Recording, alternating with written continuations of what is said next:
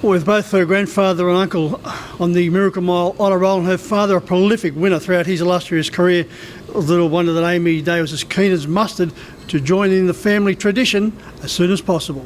Well, Amy, before we have a chat about your career, just going back to some of those wonderful Miracle Mile memories with the great race only 4 or 5 weeks away. Friendly footman at 81, trained by your grandfather Frank, and then your uncle Michael coming up with one of the most incredible Miracle Mile wins a year later with Gundary Flyer. Yeah, no, it's a great time to be able to reminisce on those sorts of wins with the horses. Well, Amy, unfortunately you didn't get to see your grandfather in action as far as his great career is concerned. Michael, on the other hand?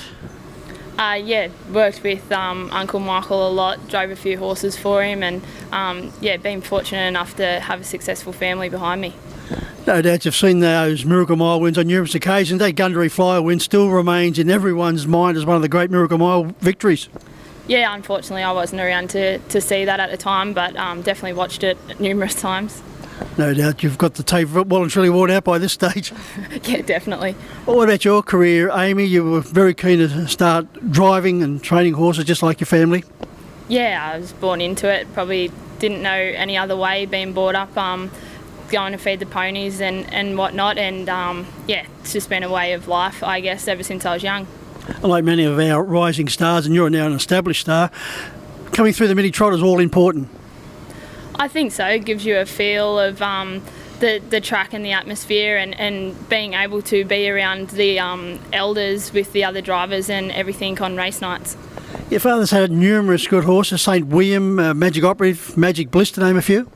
Yeah, I've been fortunate enough to be able to drive those nice horses, and especially for those owners as well. The Truers, they've been there for Dad ever since he started his training career. Another great name in harness racing, in fact certainly one of the legendary names in harness racing, the Truers, and it has been a wonderful association with the Day family. Yeah, definitely, they've been great people to support Dad, also support myself. Couldn't speak highly enough of them. Your father throughout his career has never been short of having a good horse. No, he's had a lot through his career, and I've been fortunate enough to be able to learn off Dad when he's had a couple of those handy ones. What would you say is the most influential part of training or driving you've learned from Dad? There's been a lot. I don't think that I can probably pinpoint something specifically, but yeah, I've been lucky enough to learn off Dad and idolise him growing up. He's backed off the driving these days. In fact, he's handling most of the driving duties to yourself, but you've still got a very strong team down there at Goulburn. Yeah, he's backed off a little bit, but yeah, fortunate enough that I can still learn off Dad, even though he's not driving as much. You've also been a member of the Team Teal for a number of years now. That's a very important part of your driving throughout the course of February. Yeah, it certainly is. We're always out there trying our best so that we can try and raise as much as we can. Is there a horse from the Day camp that we can follow over the next few months?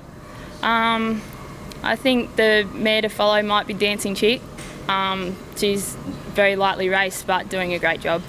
Well, as I said at the start of the interview, Miracle Mile time, we start thinking about those wonderful Miracle Mile winners and the Day family right up there. Amy, thanks very much for joining us. Thank you.